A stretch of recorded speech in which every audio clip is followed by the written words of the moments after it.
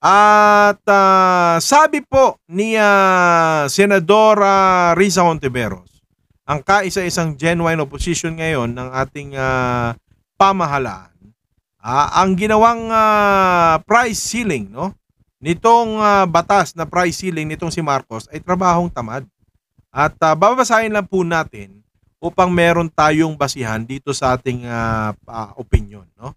Senator Risa Hontiveros has criticized Ferdinand Marcos Jr. O yung kanyang order to impose a price ceiling on rice, which has become increasingly out of reach for Filipinos. Hontiveros said the order of Marcos to impose mandated price ceilings on rice is a cure that could be even worse than the disease. The decision sounded like a result of a political operation by Malacanang, according to the opposition senator. Sabi ni Hontiveros, ito ba ang reseta ng mga ekonomista ng Malacanang o ng spin doctors nila? Medyo trabahong tamad ang price control. Under Executive Order 39 signed by Marcos, the highest price for regular milled rice should be 41 pesos per kilogram, while the mandated price cap for well-milled rice is 45 pesos per kilogram. Instead of putting a cap on rice prices, Hontiveros said the administration should work double. The administration should work double time to apprehend smugglers of agricultural products. If there are hoarders who want to reduce the rice supply in the market and jack up the price, then they should be caught. Then they should be caught, sabi ni Hontiveros. No? Well, alam nyo mga kaibigan, lahat naman tayo dyan ay kaisa, no, nitong paniniwala at pakikipaglaban ni Senadora Hontiveros. Dahil nga naman po mga kaibigan, yung pagbibigay po ng price ceiling na yan mga kaibigan ay propaganda lang. No? Yan po ay propaganda lang mga kaibigan na masabi nung mga followers na ay ginawa naman ni Bongbong Marcos ang lahat eh. 'Di ba? Ginawa ni Bongbong Marcos ang lahat, 'di ba? So ito yung mga senaryo na hindi po nabanggit ni Senador Hontiveros. So, ang scenario number 1, mga kaibigan, kapag nag-price ceiling tayo dyan, lalo po nating binibigyan ng authority itong mga hoarders na mag-hoard po lalo ng bigas. Why? Syempre walang gustong may maglabas ng bigas, walang may magbebenta ng 41 o 45 pesos. Walang ganun. Di ba? I-hoard nila lalo yan kasi sasabihin ng mga retailer, lugi kami. Bakit nyo pananatilihin sa ganung presyo yung bigas na mataas namin kinuha? Lalo pong hindi magbebenta yung mga retailers nun. Kasi number 1, mataas ang kuha. And hindi po magdi-deliver itong mga, itong mga smugglers na ito, itong mga naglalaro sa gray area na mga supplier ng bigas. Lalo po silang hindi maglalabas, lalong pabor sa kanila yan. Kasi nga, sinong negosyante ang gusto na siya ay magbebenta nang hindi siya kikita ng malaki o palugi? Lalo pong magkakagipitan ng bigas sa Pilipinas, ang system, mga kaibigan, lalong magkakaroon po ng abuse pagdating po sa price doon sa mga jack up pricing. Kasi binigyan mo siya ng legal remedy niya na hindi niya ilabas yung mga bigas niya. 'Di ba? Kung mayroong mga legitimate na mga supplier diyan na kumukuha talaga ng bigas na negative ito. Inuutusan mo kami na halimbawa kikita kami ng piso or 50 sentimos sa isang sako. Hindi nila gagawin 'yan. Lalo na kung yung bigas mga kaibigan ay locally produced. Napakalaki po mga kaibigan, mula pa lang sa merkado, doon pa lang po sa mga magsasaka, i-google nyo po kung magkano po yung puhunan sa bawat kilo ng bigas. May puhunan po yan. alamin po ninyo kung magkano doon pa lang po sa mga magsasaka direkta yung presyo po ng palay. Ha? So kung magkaganon mga kaibigan, na itong presyo po ng palay sa local farmers ay mataas mga kaibigan, therefore we cannot really produce yung sinasabi na nitong price ceiling, hindi po yan mai-impose doon po sa merkado. Not unless mga kaibigan, yun yung scenario number 2 na this is just a mere propaganda at hindi din naman masusunod. Probably, they will just get itong couple of examples, manghuhuli lang sila ng hindi naman kanila, then later on mga kaibigan, hindi naman ito malawakang solusyon sa ating problema. Diba? Hindi ito malawakang solusyon. Hindi mo yan pwedeng sasabihin mo na pangmatagalan ito. Hindi. Oh. 'Di ba? Kaya hindi mo pwedeng sabihin na hindi, mag-stay ka diyan dito sa 40 pesos. Ang paraan mga kaibigan para makapagbigay ka ng ganung klaseng supply, ay mag-import ka. 'Di ba? Oh. Ganun 'yun. Kailangan mong kumuha ng imported para dumami. Ang problema mga kaibigan, sa sobrang dami ng supply, kung yung mismong naririnig natin dito sa ibang mga puting ahas ni Maharlika, mismo pong DA Secretary na presidente ang siyang mismo pong sindikato. Di ba? Sino po ba yung nagsasabing Lisa's Mugs? Di ba si Maharlika na Maka-Duterte? Di ba? Saan natin naririnig yan? Naririnig po natin ito mga kaibigan dito po mismo sa kanilang mga naging kaalyado. Mismong DA Secretary at Presidente at pamilya nito ang smuggler na sinasabi nitong si Maharlika sa kanyang ayon sa kanyang puting ahas, di ba? So mga kaibigan, anong tendency? Malulutas ba nitong executive order na ito? Di ba? Sabi nga ni Larry, diktador ang style, di ba? So malulutas ba nitong mga order na ito, nitong executive order na ito, yung tunay na kinakaharap nating kahirapan? Hindi mga kaibigan. Walang susunod, lalo po sa local produce. Hindi po mga kaibigan, believe me, lalo pong tatamarin itong mga local farmers natin na magtanim. Lalo po silang tatamarin dyan. Why? Meron kang price ceiling, samantalang hindi mo naman malagyan ng price ceiling yung presyo ng produktong petrolyo. Yung crudo, yung gasolina mga kaibigan, hindi malagyan ni Bongbong Marcos ng price ceiling which is primarily kailangan po ng mga magsasaka sa kanilang patubig, sa kanilang abono. Di ba? Mga kaibigan, wala na pong solusyon. Sinasabi nila, bibigyan ng subsidy. Hindi na po sumasapat. Kasi nga, wala naman talagang knowledge ito. Lahat po ng ginagawa niya, kinokopya niya lang. Wala po itong alam si Bongbong Marcos sa kung paano po maging Department of Agriculture Secretary. Kasi number 1, hindi naman napuputikan ng paa nito. Maniwala ka na may alam ito na hindi nga ito na nakita nyo ba? Anak ba ito ng magsasaka? Hindi. Anak ito ng magnanakaw. Di ba? So can you just believe na mayroong Bongbong Marcos na marunong na alam talaga yung paano yung pagpapababa ng presyo ng produktong agrikultura? Wala. So itong price ceiling na ito mga kaibigan, tama itong si Senador Hontiveros na trabahong tama dito. Bakit nila ito ginawa? Para mga kaibigan, mayroon silang may pantapal sa mukha ng kanilang mga kritiko.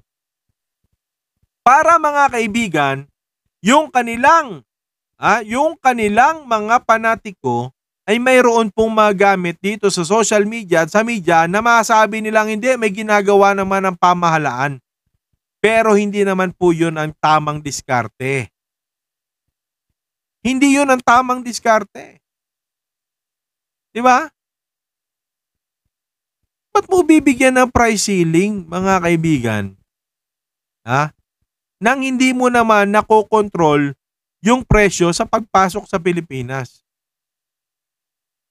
You should know bilang DI Secretary kung magkano ang presyuhan niyan sa labas.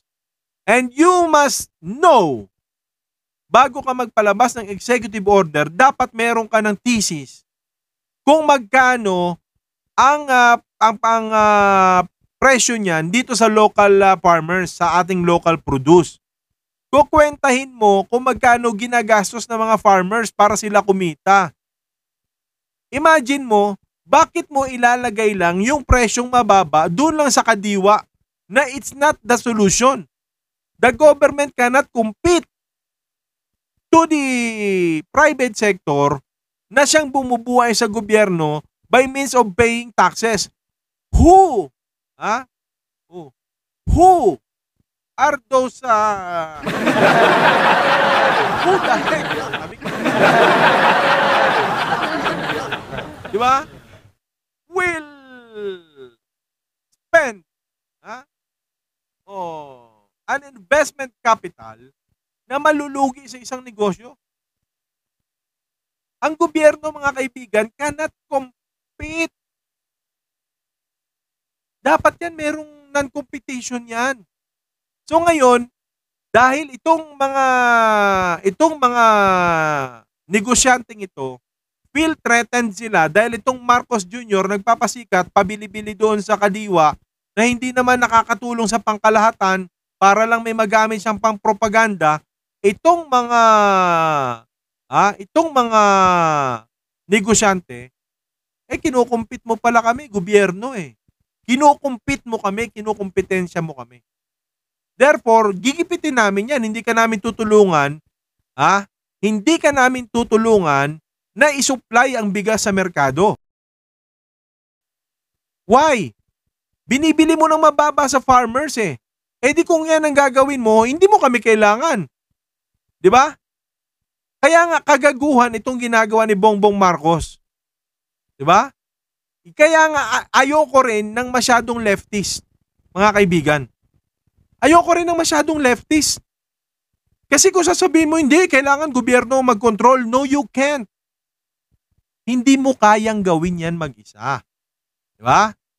Hindi natin kayang gawin mag-isa ito. Now, para ma-feel secure mo, dapat magkaroon ka ng balance. Kasi kapag itong mga negosyante na ito na tumutulong sa atin para magpakalat, mag-distribute ng mga produktong agrikultura, it's like a local economy, mga kaibigan, na kung wala pong nagsisirculate na mga produkto na local made dito sa ating bansa, mga kaibigan, hindi po gumugulong ang ekonomiya. Like you ask yourself, mamumuhunan ka. And yet, pag pinuhunanan mo, mga kaibigan, yung iyong gobyerno mismo, nagpo-propaganda na siya ay mayroong mura. Di ba? Marami siyang alam, sabi niya. And yet, eto ngayon, hindi naman niya alam, hindi siya nagtisis, mga kaibigan, na yung puhunan doon mismo, galing doon sa farmer, ay mahal na, mataas na. Ay, sa farmer nga, 25 pesos na kung kukunin mo sa farmer itself. Kapag ita-transport mo yan, mga kaibigan, kakain ka ulit ng puhunan sa renta mo sa expenses mo sa transportation, sa gasolina, ipapatong mo yan, pati yung mga toll gate na binabayaran mo, pati taxes. Ipapatong mo lahat yan. Diba?